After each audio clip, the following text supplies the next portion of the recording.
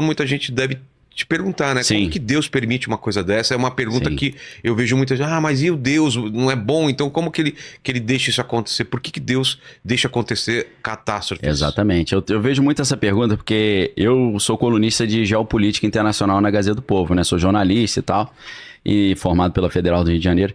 Então, eu trato muito desses temas. E sempre que eu trato... A guerra, terremoto, conflitos internacionais, os jogos do poder no cenário internacional. E sempre alguém nos comentários coloca, quando eu falo... Eu escrevi uma matéria em, acho que junho de 2021, falando sobre esse projeto da China de fazer semeadura de nuvens, né?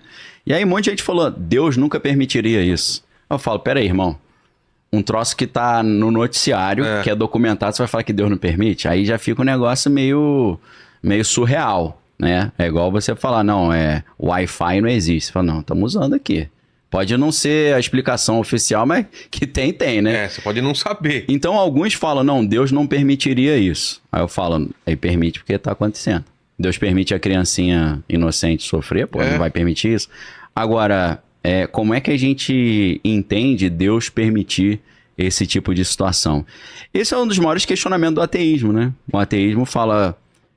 se Deus existe, ele é onipotente, ele é bom, como é que ele permite o sofrimento dos inocentes? Essa é uma pergunta interessante, uma pergunta que é muito levantada, mas que tem respostas. A gente tem que lembrar uma coisa. Quase nada que a gente levanta de pergunta é novo. Isso já era falado na época, nos tempos bíblicos, entendeu?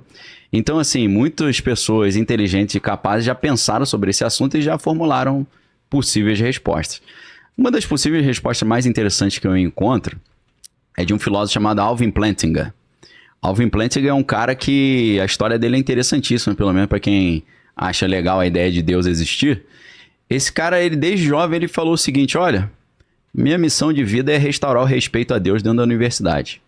E aí ele foi estudar em Harvard, Princeton, Yale lá, se tornou um dos maiores filósofos da filosofia da linguagem do mundo, o Alvin Plantinga. E a missão dele era provar, pela lógica, que a ideia de Deus não é incoerente. E ele meio que consegue fazer isso. Ele é um debatedor assim, que ele chega no debate e o cara dá um argumento e ele desconstrói o argumento do cara numa fórmula lógica e mostra o seu argumento é inconsistente por causa disso. Então, vou te dar um exemplo, né? O cara chega assim, eu só creio em Deus se tiver evidência. Aí ele fala, a tua postura é uma postura que a gente chama de evidencialismo. Aí o cara, o que é isso? Você dizer que você só crê naquilo para o qual você tem evidência. Aí ele manda um argumento que parece um argumento maluco, mas é válido que ele fala. Você não tem evidência que eu existo, você está conversando comigo? Como assim? Mas não tem evidência que ele existe? Evidência, assim, total não tem. Aí ele vai dar o experimento, que é um experimento de um outro filósofo que era amigo do Alvin Plantinga, que é o Hilary Putnam. Hilary Putnam, infelizmente, faleceu. Era um professor de filosofia da Universidade de Princeton que ocupava o cargo do Einstein. Então, assim, não era muito analfabeto, não, né? E o Hilary Putnam criou um experimento chamado, experimento mental, né? O cérebro na cuba, ou cérebro na bacia. Sim. Brain na vat. E eles... Aí é uma discussão epistemológica, né? Que é como o homem tem o conhecimento. Ele fala, cara, toda a experiência que a gente tem com o mundo fora do nosso cérebro, ela vem por impulsos elétricos, que são traduzidos. Ou seja, nós não temos experiência direta com o mundo ao nosso redor, apenas com a tradução dos impulsos elétricos. Vou dar um exemplo. A visão. Como é que funciona a fisiologia da visão humana? Eu vou tentar explicar da forma mais simples possível. A luz bate no objeto, ela volta no meu olho. Algumas coisas são absorvidas por esse objeto, outras são refletidas. Sim, exatamente, né? Tudo que volta, né? É por isso que são cores diferentes. É. O branco reflete muita coisa. Exato. E uma coisa negra, ela vai absorver a maior parte dos raios e soltar pouco. Eu sei que para você, nessa parte do desenho, do design, essa parte da fisiologia da visão é muito interessante, né? É. Então, e é claro que se você tem um outro tipo de olho, você vai ver um outro tipo de coisa. As abelhas veem coisas que a gente não vê. Né? A gente não vê o infravermelho, o ultravioleta. Exatamente, tá fora a gente só vê nesse intervalo, ela vê mais além. Então, se você pergunta para um ser humano, o que você está vendo ao seu redor? A nossa resposta vai ser uma, da abelha vai ser outra. Exato. Então, para mostrar que depende do equipamento que você está usando, né? Não sei se você sabe, mas A abelha não fala também. É verdade, tem esse problema. Tem esse pequeno problema aí que ela vai demorar um pouco pra responder aí. É verdade. Eu lembrei. Mas se ela pudesse responder, ia ser uma coisa. Cachorro também falam que vê diferente. Eu lembrei da galera contando a piada pro meu irmão, né? Falando, pô, os 2 cachorros estavam andando, aí passou uma cadela, o cara falou assim, aí, vamos lá, vamos lá. Aí o cara falou, não vou não. Ele, por quê? Parei de cheirar. Aí meu irmão falou, não entendi a piada. Nossa. Aí os caras, pô, cachorro não tem mania de ficar fica cheirando. cheirando ele. Ah, mas pô, era cachorro? Não sabia, cachorro não fala? Ai, Vai, presta atenção na piada, pô. pô, o cara quer tudo. Ele quer certinho, né? Aí já. Pô, o cachorro não fala. A abelha também não fala, né? Infelizmente. Mas a gente sabe como a fisiologia da visão da abelha funciona, né? O que a gente tá falando não é uma representação total do mundo, né? Não é. Quando o homem fala existe isso, existe com o equipamento que a gente está usando. Talvez a abelha vai falar existe isso, que a gente fala, não existe, é porque o equipamento nosso não pega. Mas a visão funciona assim, a luz bate, volta, vai para a retina de forma bem rústica, né? Tô resumindo aqui acrobaticamente. Aí tem os cones e bastonetes ali que vão pegar os tons assim de cinza e as cores. Todo mundo hoje, eu imagino, já sabe, estudou isso no colégio, que a imagem fica de cabeça para baixo na retina, ela fica invertida, né? Porque tem uma questão de geometria ali. Só que a gente não vê o mundo de cabeça para baixo, né? A gente vê ele normal. Como é que acontece essa correção dessa imagem? Ali na retina, essa imagem de cabeça para baixo é transformada num impulso elétrico que vai pelo nervo óptico que chega até o cérebro. E o cérebro reconstrói essa informação. É a mesma coisa de você falar, cara, eu já vi o Brad Pitt num filme. Não é a mesma coisa que vê-lo fisicamente. Eu não tive uma experiência direta com ele. Eu vi uma reconstrução que um equipamento de filmagem produziu e depois foi codificado e decodificado. A ideia está nessa, né? Na codificação e decodificação. Então, aquela imagem que está de cabeça para baixo na nossa retina é codificada no impulso elétrico. E esse impulso elétrico vai pelo nervo óptico e é decodificado pelo cérebro. Então a gente só tem acesso à decodificação do impulso elétrico. A gente não tem acesso à imagem como ela realmente está no mundo. E para todos os 5 sentidos. Se a gente pensar no tato é a mesma coisa, no paladar é a mesma coisa, na audição também. Como é que é a audição? O som é uma onda mecânica, né? Não tem som no vácuo, né? A não ser que seja uma onda de rádio que está sendo interpretada. Mas o que é o som? As moléculas do ar se mexem e vibram o nosso tímpano. E aí no tímpano tem uma série de estruturas ali que vão fazer esse som ser refinado, como o estribo, martelo e bigorna. São 3 ossinhos, né? E é interessantíssimo isso, né? Principalmente para um problema, eu acho, para um cara que é ateísta. Ele pensa, pô, tem 3 ossinhos dentro do ouvido. E a gente sabe que o som ele se movimenta de forma muito mais rápida e fiel no sólido do que no ar, né? Então dá uma refinada no som. E aí passa ali pela ouvido interno, a cóclea, nervo vestibular. Aí no nervo auditivo é decodificado no impulso elétrico, vai para o cérebro reconstrói. Então a gente não tem acesso direto às imagens como elas realmente são, nem ao som como ele realmente é. Então o que ele formula em cima disso? Pode ser que a nossa experiência do mundo, a gente seja só um cérebro cheio de eletrodo. Né? Porque ia ser indistinguível. A gente não ia conseguir saber a diferença de uma coisa para outra. Aí você fala, pô, mas eu casei com a minha esposa, engravidei, ela nasceu filho. Pode ser um programa de computador, pode ser uma Matrix. Né? Pode ser um programa que está rodando. Então, o que o Alvin Plantinga faz? E até o pessoal fala que ele só desenvolve até onde a gente chega. Então, onde está indo uma sonda, o telescópio está enxergando, ele está mostrando. Exato. O resto do universo não precisa ser gerado pelo computador. É só quando a gente vai alcançando, ele vai como um jogo, né? Ele não deixa tudo já. Você vai para aquele canto, ele renderiza tudo aquilo. Exatamente. Você vai pra outro, isso. Ele renderiza aquilo. Hoje a gente sabe que é assim, né? Que o observador influencia o que está sendo observado, né? Quando ninguém tá olhando é de um jeito, quando olha ele muda, né? Como se chegasse alguém num banco ali, o gerente, para fazer uma sindicância, aí todo mundo fica bonitinho, né? Parece que no nível subatômico é assim que funciona, né? Quando o observador olha, eles colapsam. Mudam, né? Muda ali a postura. E sem falar que pela ciência que a gente tem hoje, a gente só conhece 4% do universo, né? Então isso deveria ser, na minha opinião, uma postura de humildade diante do que a gente conhece. Que chamam de energia escura e matéria escura. Matéria escura é uma solução acrobática para falar de influências que estão vindo de algum lugar que a gente não entende. Não faz a menor ideia que é. Aí você bota na matéria escura, energia escura, mas energia negativa, matéria negativa, fica por isso mesmo. Agora, 4% é muito pouco, né? Imagina você chegar, tá noivo assim da tua esposa, aí seu pai fala... Você tem certeza que essa é a mulher da tua vida? Você fala, claro, eu conheço ela muito bem. Quantos por cento você conhece? Conheço ótimo, 4%.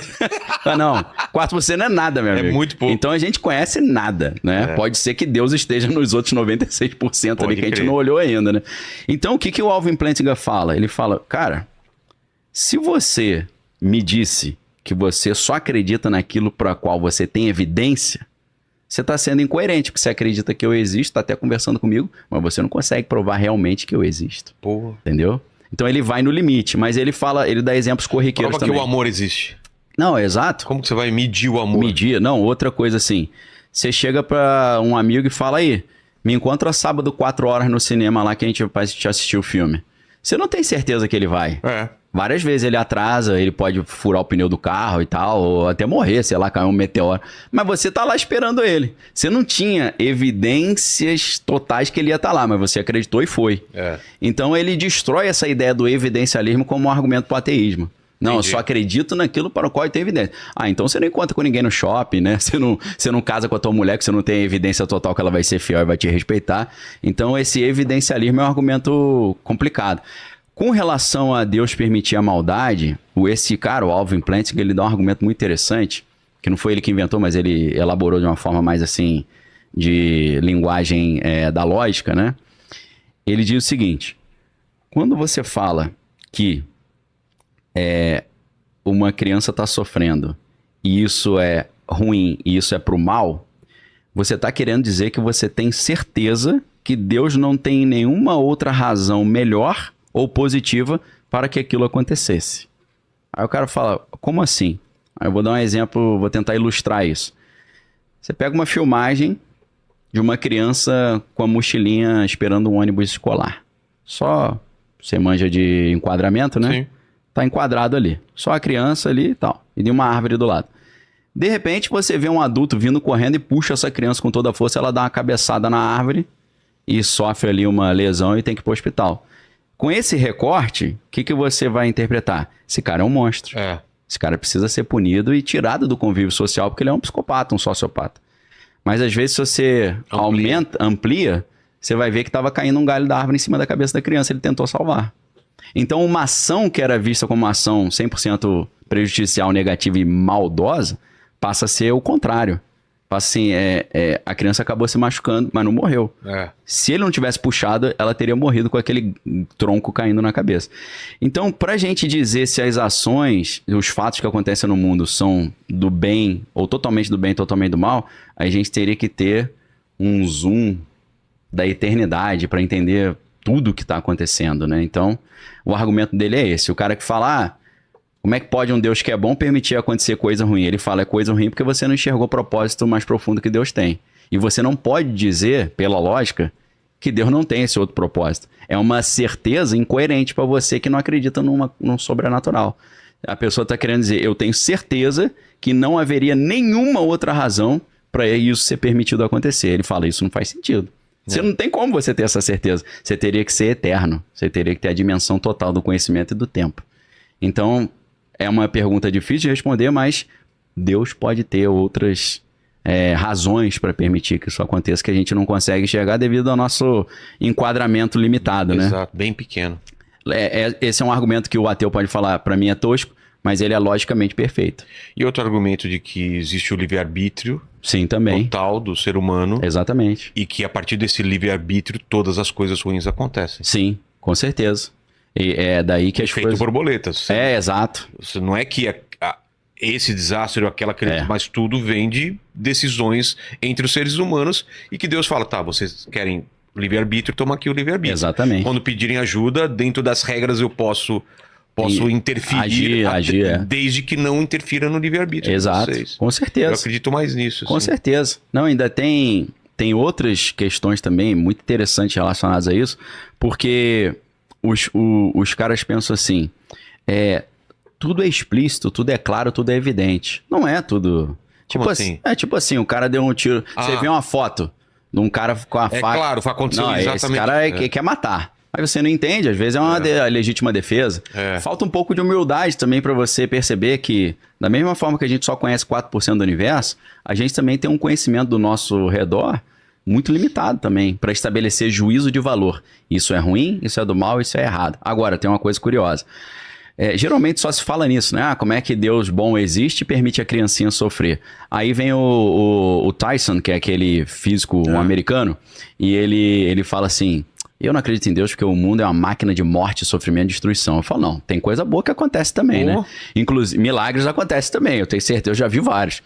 Aí eu vi no The Babylon Bee, é um perfil de comédia americano, e bomba lá, né? Grande, levaram até o Elon Musk outro dia lá. Botaram o Elon Musk pra aceitar Jesus. Sério? Então, os caras são cristãos, né? Sei. Aí ele fala, você aceitaria Jesus como seu salvador? Ele ficou, não aceitaria, não aceitaria. Acho que eu aceitaria. Acho que eu aceitaria. Acho que sim, Jesus é gente boa e tal. Quem quiser depois pesquisar é interessante. Então, Babylon Bee é um perfil de humor assim, mas é gigante, eles têm muitos seguidores.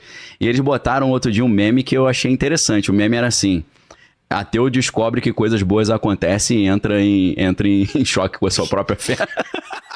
Porque geralmente é só o contrário, né? O crente perde a mãe e perde a fé. Mas milagres acontecem também, coisas boas acontecem. Claro.